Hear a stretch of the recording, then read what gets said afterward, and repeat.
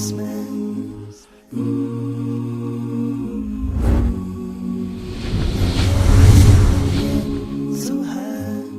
I want to share with you some information I have just recently come across. This is in studying America before Columbus. And what you have to understand is that when Columbus came to the shores in the Caribbean, he came into the Americas that have been populated by people for somewhere between 30,000, maybe even 50,000 years. People have been living here.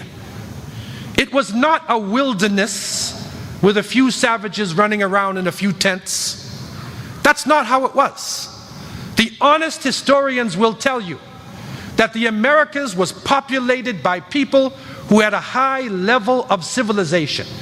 And civilization is not just based on big buildings and crowded cities, because we know the danger of living in big buildings and crowded cities. The people who were living in this part of the world had a high level of health. They were physically fit. They were growing the crops of the land, corn, potatoes. A number of the squashes that you have in the world today started in North America, in the Americas. And it was spread to other parts of the world. So when the first people came to these shores, and I studied this as a young child because I'm from Boston, and Boston is where the Pilgrims, right? You know, the Puritans and the Pilgrims, we studied this when we were young. When the Pilgrims landed on the shores, they were running from the bubonic plague. They had suffered in Europe, and they were sickly people. They were persecuted religiously by the Roman Catholic Church. And so they came to the shores here seeking refuge, sanctuary. And the people of these lands took them in and showed them how to survive. But the problem was, and this is something now that scientists have even come in to show, when the early Americans crossed from the Bering Straits, when they crossed from Russia to Alaska, and then down into the Americas, you're talking 30,000 years ago, they were crossing into a new environment, and as they were crossing, the cold, it kills the viruses and parasites that you normally have with you with your animals.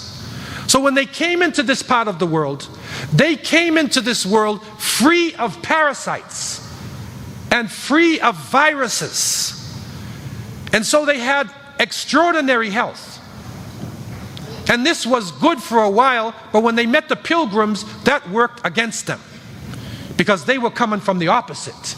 They were coming from bubonic plague, smallpox, cholera, and you can continue to name the diseases. So when these diseases hit the shores, the people died so rapidly that historians are shocked when they come back and look. They say in New England that within 3 years, 90% of the population was dead.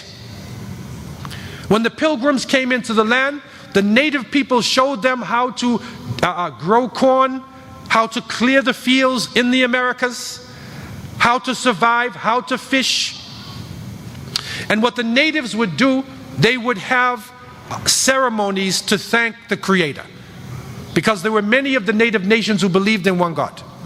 They would thank the Creator. Turkey is not a European bird.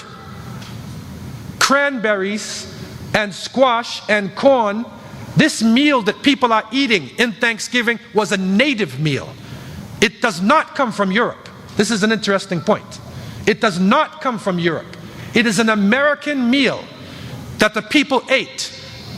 But the problem is, the contradiction is that the people who showed them had vanished. And the ones that were left were made slaves, and they were colonized. They were put in prison camps.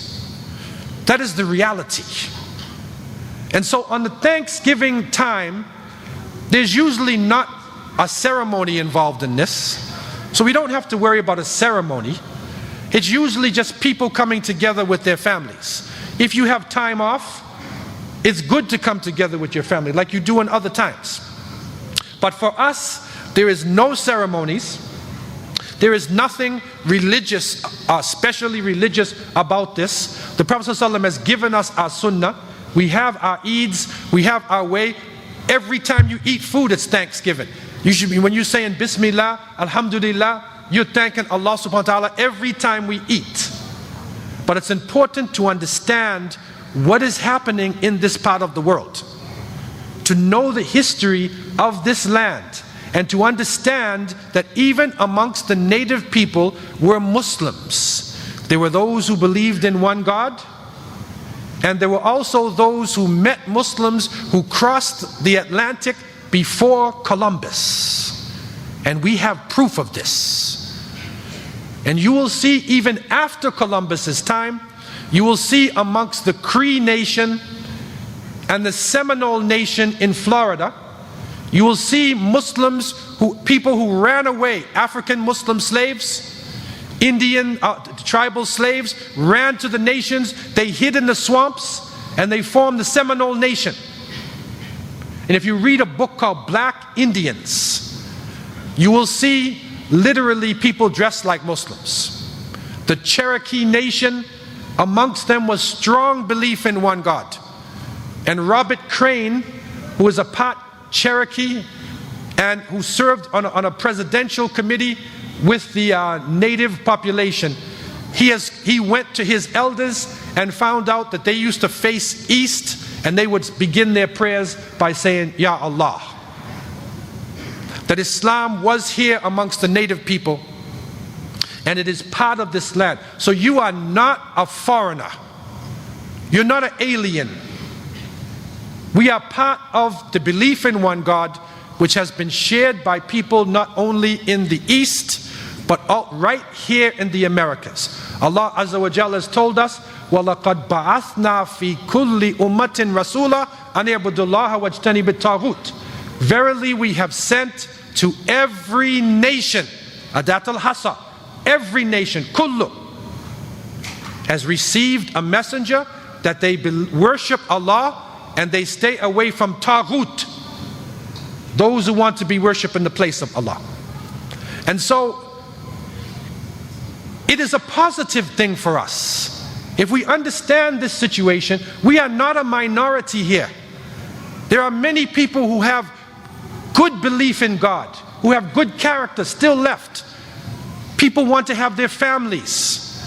There are many people who believe in prayer, who believe in modesty. They might not tell you, but inside of themselves, they know that it's right.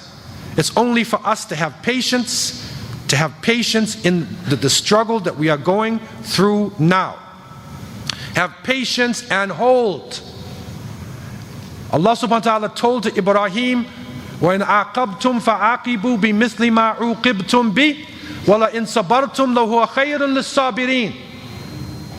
That if you are done wrong, then give back to him what he gave to you. However, if you have patience, it's better for those who have patience. وَاصْبِرْ وَمَا صَبْرُكَ إِلَّا بِاللَّهِ وَلَا تَحْزَنْ عَلَيْهِمْ وَلَا تَقُوا فِي ضَيْقٍ مِّمَّا يَمْكُرُونَ. وَاصْبِرْ وَمَا صَبْرُكَ إِلَّا بِاللَّهِ. Have patience, and your patience should be only for Allah. وَلَا تَحْزَنْ عَلَيْهِمْ. Don't be sad because of what the people are doing. And don't be mutadayak, don't be stuck in a corner. Don't be frustrated because of what they do. إِنَّ اللَّهَ مَعَ الَّذِينَ اتَّقَوْا وَالَّذِينَ هُمْ مُحْسِنُونَ. Allah is with those who have taqwa, those who have the consciousness of God, and those who are righteous. May Allah subhanahu wa ta'ala help us to be of those who are righteous and have taqwa. May Allah help us to raise our children with wisdom. May Allah protect the children of the Ummah of Muhammad sallallahu alaihi wasallam from these strange ceremonies. And may Allah give us the strength to make alternatives. Alternatives, living, real alternatives for our children, and give us success in this life and the next life. May Allah make our last words our best words. Kalima la ilaha illallah Muhammad Rasulullah sallallahu alayhi wa sallam. Aqulu qawli hadha wa astaghfirullah li wa lakum. Wassalamu alaykum wa rahmatullahi wa barakatuh.